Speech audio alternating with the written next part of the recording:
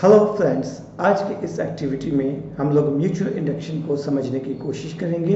We will have two coils, primary and secondary. हम लोग primary coil में current भेजेंगे एंड फिर करंट की वैल्यू को चेंज करेंगे। And we will notice that with change in current in the primary there is induced EMF and hence induced current in the secondary.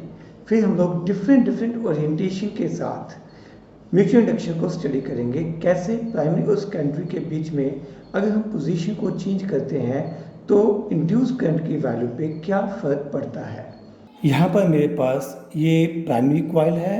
इस primary coil को एक battery के साथ मैंने यहाँ पर कनेक्ट कर रखा है। This is 9 volt battery, you can see here. And यहाँ पर एक टैपिंग स्विच है, मीन्स जब तक मैं स्विच को प्रेस करूँगा तब तक ही यहाँ पर करंट पास करेगा। जैसे ही मैं स्विच से हाथ उठाऊँगा वैसे ही करंट पास करना बंद कर देगा। Okay, so this is primary coil जिसमें से हम लोग करंट पास करेंगे।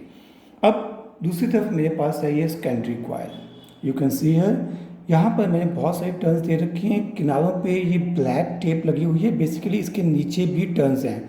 जस्ट टर्न्स को टाइट रखने के लिए मैंने दोनों साइड पे ये ब्लैक कलर की टेप लगा रखी है। इस कॉइल के दोनों किनारों के साथ मेरे पास ये कनेक्शंस हैं। This are further connected to this galvanometer. Okay, this coil is wound over iron bar, यानी कि इसके लिए जो कोर है वो आयरन कोर हो जाएगी। Clear? So we have secondary coil, this one will act as secondary coil. This is primary coil. Primary coil को हमने बैटरी के साथ कनेक्ट किया हुआ है। सेकेंडरी कॉइल को किसी बैटरी के साथ कनेक्ट नहीं किया, बल्कि ये सिर्फ गैल्वेनोमीटर के साथ कनेक्टेड है।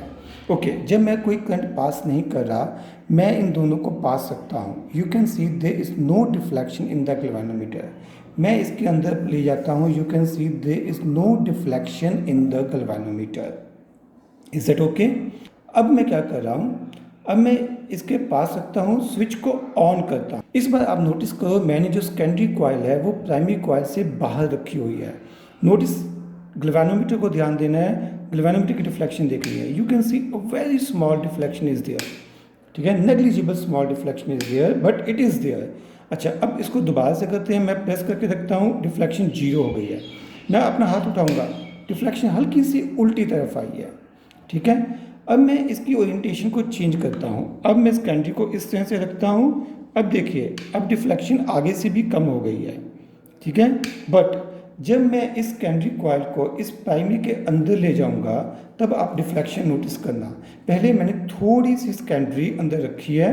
Look at the galvanometer, deflection आगे से बढ़ी। दोबारा से करते हैं, मैंने प्रेस किया, प्रेस करके रखा हुआ है, डिफ्लेक्शन वापस 0 आ गई, क्योंकि चेंज इन फ्लक्स बंद हो चुकी है। तो induced EMF and induced current भी बंद हो जाएगा। एक बार फिर से करेंगे, स्विच राइट साइड में डिफ्लेक्शन आई, हाथ उठाऊंगा, करंट कम होगा तो डिफ्लेक्शन लेफ्ट में आएगी। You can notice this. Once again press करूंगा तो राइट में, दबा के रखा हुआ है तो no deflection, no change in flux. हाथ उठाया, फ्लक्स कम हो रही है तो इंड्यूस्ड करंट की डायरेक्शन अपोजिट हो गई। अब मैं आगे से सेकेंडरी को थोड़ा अंदर और ले जाऊंगा। नोटिस, इस बार डिफ्लेक्शन बढ़नी चाहिए। ओ माय गॉड, डिफ्लेक्शन वाकई बढ़ रही है। पहले राइट में, फिर वापस लेफ्ट में। जब स्विच प्रेस करता हूँ राइट में, स्विच से हाथ उठाता हूँ तो लेफ्ट में। अब मैं और ज़्यादा पूरी की पूरी सेकेंडरी को प्राइमरी के अंदर ले गया। अब डिफ्लेक्शन डेफिनेटली बहुत ज़्यादा बढ़ जानी चाहिए। देखिए, आपको बड़ा साफ फर्क दिखाई दे रहा है। प्रेस करने के टाइम पे राइट में डिफ्लेक्शन आ रही है और हाथ उठाने पे लेफ्ट में डिफ्लेक्शन आ रही है।